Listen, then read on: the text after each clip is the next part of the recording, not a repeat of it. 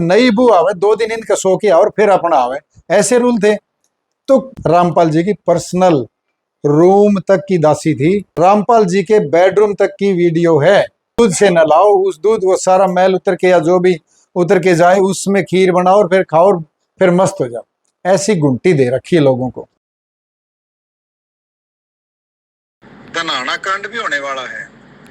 जैसे राष्ट्रीय समाज सेवा समिति, इसी ने करोथा कांड करवाया, इसी ने बरवाड़ा कांड करवाया, अब ये धनाना कांड करवाने वाले हैं।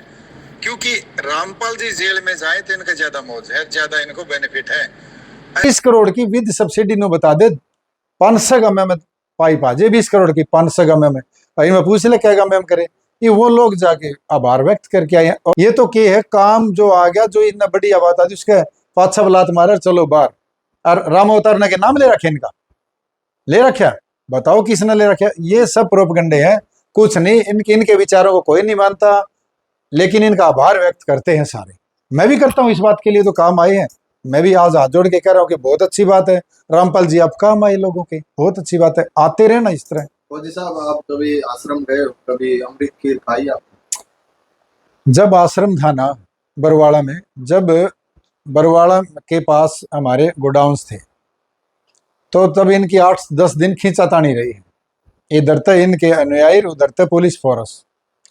मैं 2-3 गाड़ी भर के रोज और खाने की लेके जा करता, ताकि कोई जो पुलिस वाले खड़े हैं उनको कोई सुविधा थोड़ी थी इतनी, भाई वो भी खा ले, वो भी पी ले। और इनके अनुयायी भी बाहर दिखे थे, उनने भी देवा थे। दोनों साइड हमारी सेवा थी। मेरी वीडियो है, कदे नु सोचो मैं वैसे नंबर बनाऊं, नंबर नहीं बना रहा। मेरा एक एक शब्द रिकॉर्ड हो रहा है। मेरा एक शब्द में अगर कोई कमी काट देनी तो मैं देनदार हूंगा उसका, मैं कसूरवार हूंगा। हम वहां थे, मेरी वीडियो भी है। और चोटें भी लगी थी हमारे लड़कों के, पुलिस के जवान भी हमारे दोस्त थे, उनका चोट लगी। पुलिस के जवानों को भी हम हॉस्पिटल में लेके गए थे जब चोट लग रही थी। इन्होंने अटैक किया। मैं सोच रहा था कि अंदर जाके रामपाल जी को ये कहें कि पेश हो जाओ ना, क्यों कर रहे हो ऐसा, इतना बड़ा कांड हो जाएगा।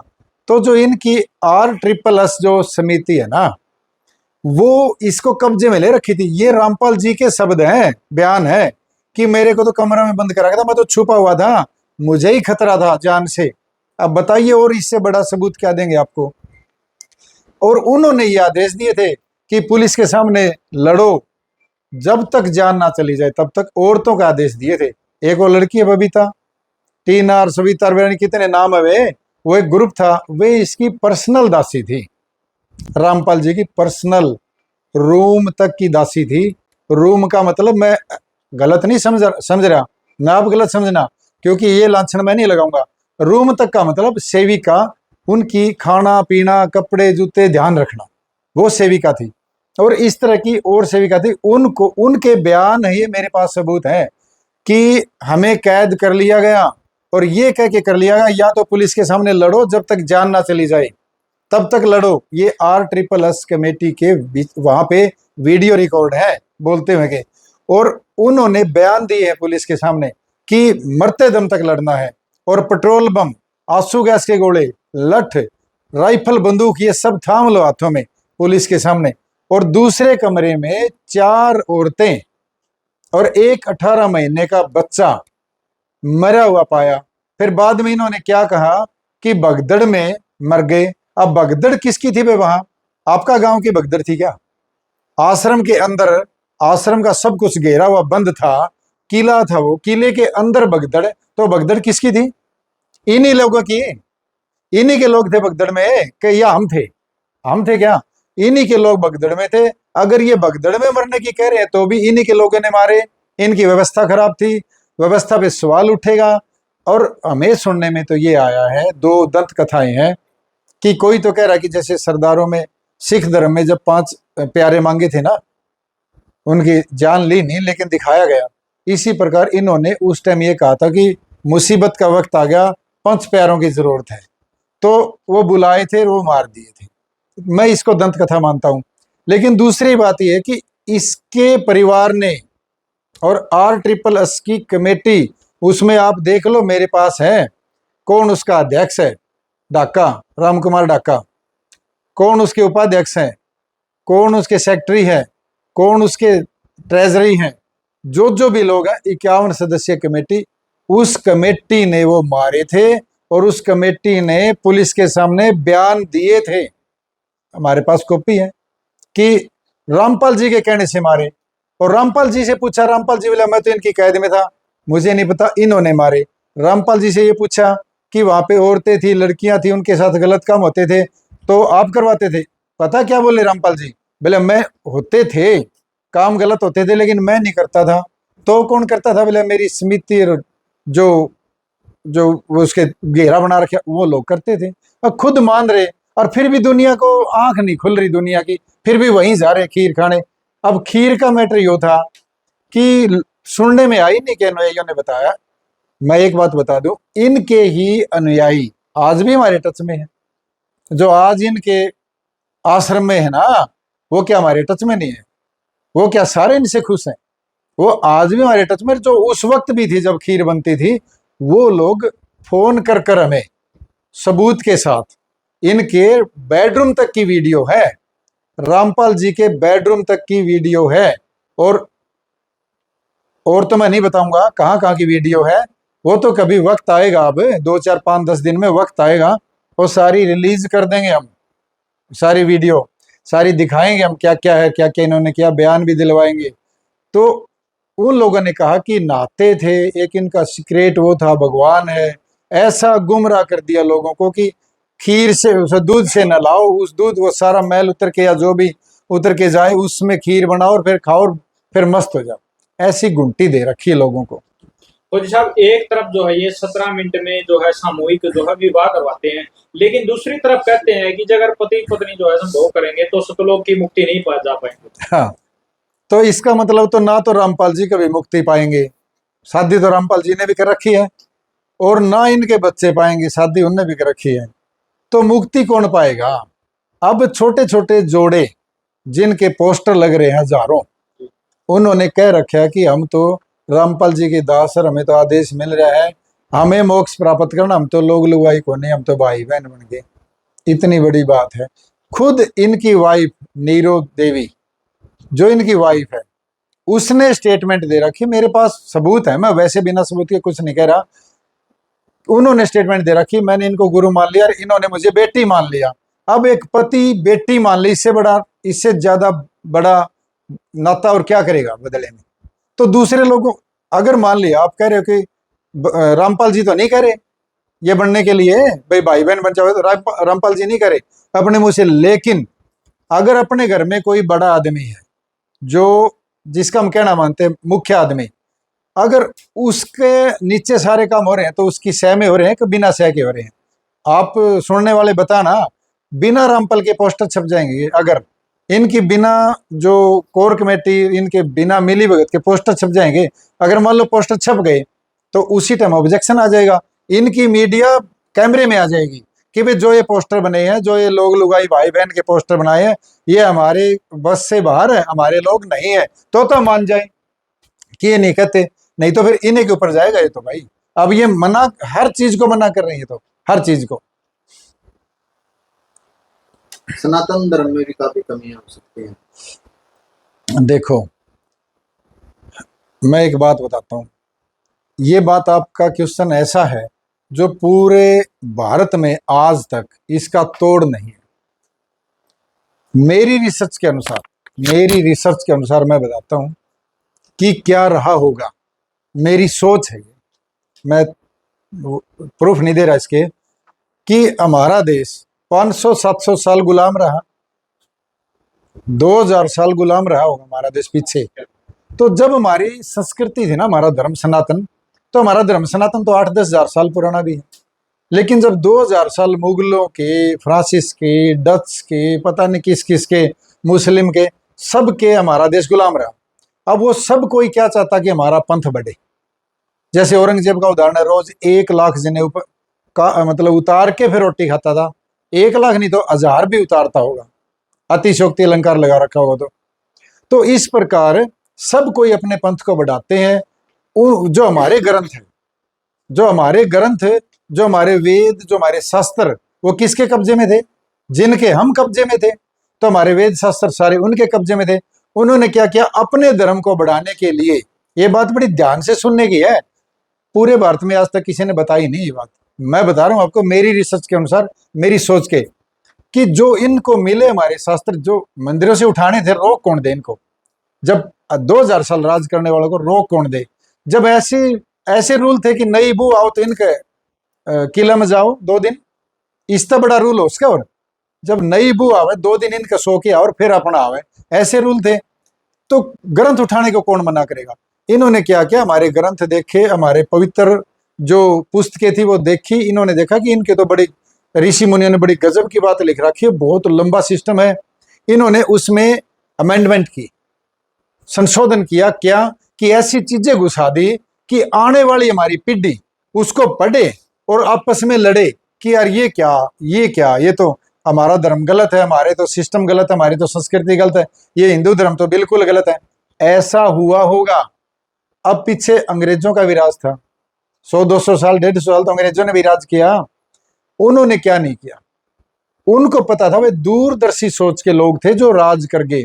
वो ये नहीं सोच रहे थे कि तुम्हें 10 साल राज करना है तो 10 साल की ही अमेंडमेंट करनी है, संशोधन नहीं।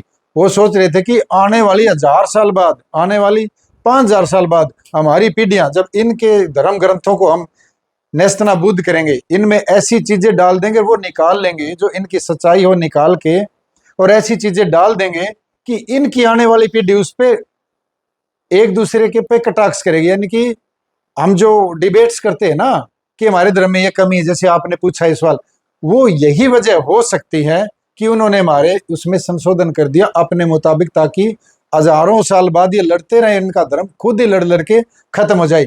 ऐसा भी हो सकता है, त्रुटियां हो सकती है, क्योंकि उनके हाथ में हमारे पवित्र ग्रंथ गए हैं, उन्होंने छेड़छाड़ की है, तो उसमें त्रुटियां तो वे डालेंगे, तभी तो हम लड़ रहे हैं। बहुत सारी त्रुटियां थी, जैसे सती प्रथा, एक का ही नाम ले रहा हूं मैं, तो सती प्रथा कितनी भयानक थी, इतनी भयानक, और राजा राम मोहन राय ने छेड़ा था और वो अंग्रेज अफसर ने उसको खत्म कर दिया था। तो हमारे धर्म में भी, हमारे सनातन धर्म में है त्रुटियां, मैं कब कह रहा हूं नहीं होगी, लेकिन वो आज जो हमारे धर्म गुरु, उनको देखनी चाहिए और उनको उसका संशोधन करना चाहिए। क्या कोई साधु किसी जाति का या किसी एक धर्म का होता है? साधु की कोई जाति नहीं होती, साधु का कोई धर्म नहीं होता। जाट समाज के जो है गाने लगाकर जो संत रामपाल जी महाराज की वीडियो वायरल हो रही है। देखो, रामपाल जी जाट है, रामपाल जी ने तो एक बयान भी दे रखा है, हुक्का तो ढेडों का काम है। मैं भड़का नहीं रहा किसी को, लेकिन एक संत के मुंह से ये आवाज निकलनी उसको आम आदमी से भी नीचा गिरा देती है। आम आदमी, हमारे समाज के आज के युवा नहीं बोलते ऐसी बात। आज की पीढ़ी जात पात नहीं करती, बल्कि एक साथ बैठ के खाना खाती है, दोस्त हैं आपस में, वाल्मीकि और जाट ब्राह्मण नाई सब दोस्त हैं। लेकिन एक संत के मुंह से ये निकलना कि हुक्का तो ढेडों का काम है। मैं संत रामपाल जी आपसे ये पूछना चाहता हूं कि ये ढेड होते कौन है, ये तो बता दे, कौन सी जाति है ढेडों की? हुक्का तो बाणिये भी पीते हैं, हुक्का तो जाट भी पीते हैं, हुक्का तो वाल्मीकि पीते हैं, हुक्का तो चमार, सभी तो पीते हैं। तो इसका मतलब सभी ढेड, और ढेड है क्या, यही बता दो हमें तो, कि ढेड की परिभाषा क्या है आपकी नजरों में, एक बार आप स्पष्ट करें। और बहुत सी चीजें है ना, आप मीडिया में आके बोल दे, नहीं तो बड़ा मैटर होएगा, हल्के में मत लेना इस बात को, कहीं ये सोचे कि मेरी सल्तनत चल रही है। आपके तो 1% आदमी है, आर्य समाज के हैं 1 करोड़ आदमी भारत में, ऑन रिकॉर्ड 80 लाख है जनसंख्या है सिर्फ आर्य समाज। और सनातन धर्म के कितने साधु संत पीर नाथ डेरे कितने हैं, जब सारे इकट्ठे होके पीछे पड़ेंगे ना, तो ये आश्रम एक गौशाला बन जाएगी। फिर ये मैं पूछा ना कि अभी जो गाने बज रहे हैं रामपाल के फोटो के साथ एक जाट ना शब्द से, तो जो इनका जो मीडिया है ना, ऐसे मीडिया वैसे इनका संभालते हैं, इनका मीडिया बहुत लंबा चौड़ा, IT सेल इनका, वो रामपाल को बेहुदा करार दिलवाने के लिए, रामपाल के हर चीजों को मिटाने के लिए, मैं बार बार तो कह रहा हूँ, RSSS वो संस्था है, वही सारे प्रोग्राम तय करती है और वही ये जाट वाली चीजें लगाती है, लगवाती है। नहीं तो इनके ऐसे चैनल पर अगर जाट के नाम से गाना चल रहा है और रामपाल की मूर्ति और कह रहे रामपाल भी जाट है, तो आप खुद समझो कि वो इतना बेवकूफ तो नहीं रामपाल है कि ऐसी चीज समाज को पेश करेगा। वो लोग जो मैं कहना चाहता हूँ अनुयायियों और इनके दास दासियों, वही खेल खेल रहे हैं। ये रामपाल के ऊपर खेल खेला जा रहा है, रामपाल को बंदी बनाया गया है, सब वो अपने आप से रिलीज कर रहे हैं और एक जात पात की भावना फैला रहे हैं हमारे पूरे देश में। और जाति पाति पूरी हैवी है इनके ऊपर। ये नहीं है कि ये सारी कौम को एक जैसे लेके चल रहे हैं। ये तो रामपाल के मुंह से भी सुना और अब गानों के जरिए भी पता चल रहा है। तो क्या मतलब भारत के अंदर जो है जाति पाति का जहर घोलने का काम किया? बहुत बड़ा, ये तो हमेशा से ही चलता आ रहा है। जाति पाति के ऊपर वोट लेना, जाति ये इसने भी यही स्कैम चला है, इनका भी एक षड्यंत्र है जाति पाति को लेकर। इनको पता है कि कुछ चीजें कामयाब होती जाति पाति को लेकर, ऐसी बात है। एक आप बार बार आईटी सेल और साइबर का जिक्र करते हो, क्या बात है? साइबर का तो मैं ये कह रहा हूँ कि मेरे फोन में बहुत सारे ओटीपी आते हैं और इन्हीं लोगों के दास लिखे हुए फोन आते हैं उस वक्त, और मैसेज आते हैं, खूब मैसेज आते हैं, खूब फोन आते हैं, फिर खूब इनके ओटीपी आते हैं। मैं लोगों से कहना चाहता हूँ कि मेरा फेसबुक, मैं फेसबुक ही चलाता हूँ, थोड़ा सा चलाता हूँ यूट्यूब, बाकी तो फेसबुक देख लेता हूँ, वो भी थोड़ा, ज़्यादा नहीं। मेरा फेसबुक, यूट्यूब या इंस्टाग्राम भी डाउनलोड है, वो है कि ये कर सकते हैं। और उसमें किसी प्रकार की कोई वीडियो मुझे दिखा के हम मेरे जैसा मतलब AI से बना के ये लगा सकते हैं, तो आप भ्रमित मत होना। मैं मेरे वचनों पे खरा हूँ, मैं जो आज कह रहा हूँ वे लास्ट तक कहूँगा। यही मैं रामपाल, मेरा कहना क्या है कि भगवान कहलाना बंद कर दे, बस भगवान कहलाना बंद कर दे। मूर्ति पूजा का विरोध करा तो मूर्ति पूजा तू भी बंद कर दे, और अगर पैर छुआने माँ बाप के गलत है तो तू भी बंद कर दे कि पैर तू भी ना छुआ, इस तरह लुटवा मत। और बैठने का तरीका देखा आपने इसका, एक शीशे वाली गाड़ी आती है, ऐसे करके मैं बैठ नहीं सकता। इतना फूड तरीका है कि जाने वालों को शर्म आनी चाहिए वहां पे, और जाने वालों को ये शिकायत करनी चाहिए कि ये एक संत और महात्मा और एक भगवान कहलाने वालों का ये तरीका है ऐसे बैठने का, ये बेहुदा तरीका है बिल्कुल। क्या भक्तों को आशीर्वाद देते समय भी जो है महाराज जी को जो गर्मी लगती है? 3 कूलर चल रहे हैं, सारा होगा AC हो, और फिर चुगर्द दरीर में आसमान ने तन रहे, और ठंड तो वैसे ठीक हो जाए, और फिर सेती पंखी मारनी है, देखे उनके, उनसे हवा डलती है क्या? एक ढोंग जैसे अपने गुरुद्वारा में अपने वो है ना, वो तो अपने उसके वो डुलाते हैं जो, वो तो उनका एक रिवाज है, अपने सिख धर्म में तो एक रिवाज है, ये बनी हुई है। अब ये अपने ऊपर अपने तरीके से ढोंग करवा रहा है कि ऐसे करो भगवान दिखाए मुझे। ये भगवान दिखाना नहीं तो और क्या है, वो सारे पंखी मार है, पंखी मारो ने तो इसका सत्यानाश कर दिया। महान महान आत्मा हुई है, मतलब सिख पंथ के जो गुरु हुए ना, उनसे महान तो धरती पे आज तक कोई पैदा नहीं हुए। उन्होंने तो इतनी कुर्बानियां, अरे जिनके बच्चे जो खड़ा खड़ा देखे जा, जिनके बच्चे दीवार में चिनवाए जा और टस से मस ना हो, इससे ज्यादा मतलब क्या दिखाएंगे वो जोश रोश। और उनके बच्चों को उछाल के त्रिशूल पे टांग दे और उसी का दिल निकाल के उनके मुंह में डाल दे, और वो फिर भी टस से मसने, वो धर्म है सिख धर्म, तो उसका मुकाबला थोड़ी होगा, वो तो अपने आप में एक अलग धर्म है। क्या आपको लगता है इतिहास खुद को दोहराने के? देखो, आपने इतिहास पढ़ा है, और इतिहास पढ़ाने का यही है भी, एक तो हमारी पुरानी यादें रहे यार, एक हम उससे शिक्षा ले। हमें पुस्तकें क्यों पढ़ाई जाती है? तभी पढ़ाई जाती तब ताकि उससे शिक्षा ले। पीछे जो राजे महाराजे होते थे 200-400 साल पहले, 500 साल पहले राजे रजवाड़ी रियासतें होती थी। अब उनमें जो राजा होता था ना, राजा के जो घरवाले होते थे, आसपास के रिश्तेदार घरवाले, वही राजा के दुश्मन होते थे। हर राज्य का उदाहरण है ये। इतिहास अपने आप को अब भी रामपाल वाले में दोहरा रहा है ये, कि राजा को वो मारना चाहते थे। राजा के जो सुल्तान होते थे ना, जो उसके बिल्कुल क्लोज, जो लड़ाई का बंदोबस्त करते थे, क्या नाम उनका, वजीर जो होते थे।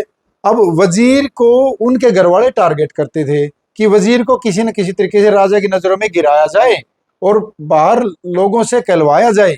और लड़ाई तो करके आते थे राजा के परिवार वाले, गलत काम करके आते थे राजा के परिवार वाले, जैसे यहाँ रामपाल जी के हैं, और वो नाम लगाते थे वजीर के, ताकि वजीर राजा की नजरों में गिर जाए और वजीर को वो काल कोठरी में डाल दे।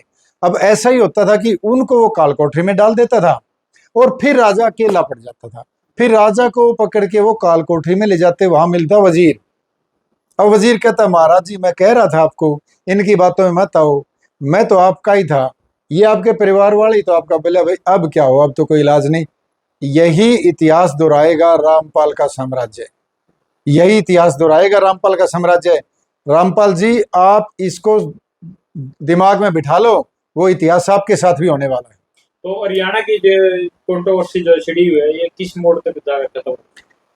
ये जैसे अब हम है ना पूरे उत्तर भारत के सनातनी जो सनातन धर्म को मानते उनको, जितने मंदिर पुजारी, जितने पीर, जितने डेरे, जितने नाथ और जितने महाराज और आर्य समाजी, इन सब को हम इकट्ठा करेंगे। सिर्फ इस बात में भी अटैक क्यों कर रहा है, या तो संशोधन कराए भाई ये कह के, लेकिन सीधा अटैक करता है।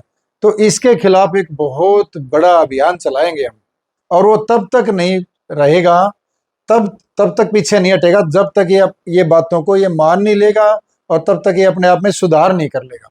हमें इसके आश्रम से कोई लेना देना नहीं, इस बात से आश्रम चलाओ, पाखंड बंद करो, और वो जो चीजें इसने गलत कह रखी है सनातन धर्म के और आर्य समाजी के बारे में, आर्य समाज के बारे में, तो वो वापिस ले अपने शब्द और वीडियो जारी करें, तब इसका पीछा छूटेगा, वरना नहीं छूटेगा। गालियां मुझे देने नहीं आती, लोग तो आपस में इस जो ये कंट्रोवर्सी हो रही है ना, इसमें आपस में गालियां दे रहे हैं। इनकी जो मीडिया है ना कमी नहीं छोड़ रही। मैं रामपाल जी से कहना चाहता हूं, क्या आप ऐसे संत हैं जो अपनी मीडिया को गालियां देना सिखाते हैं, जो आप अपने भक्तों को गालियां देना सिखाते हैं, पेशेंस खोना सिखाते हैं, सहन शक्ति नहीं सिखाते? वो इतने उग्र हो जाते हैं, चाहे लड़ लो उनके साथ, वो तैयार है, वो तो कह रहे हैं मरने मारने को तैयार है। क्या आप मरना मारना सिखाते हो या आप अच्छी शिक्षा देते हो? अपने मीडिया को संभालिए, लोग तो आपके ऊपर इन बातों का प्रहार करेंगे, बातों का, क्योंकि जब भी कोई आदमी ऊंचा जाता है ना उसकी टांग खींची जाती है, आपकी भी टांग खींची जाएगी, कहीं तो सही कहीं गलत। तो आपकी मीडिया को आप समझाइए कि आप बिना काम की अभद्र टिप्पणी ना करें, अभद्र वीडियो ना बनाएं, मरण मारने की बात ना करें और लोगों के फोनों को हैक ना करें। ये आप उस षड्यंत्र में भी आओगे, ये चीजें बंद कर दो, एक कुकर्म करने।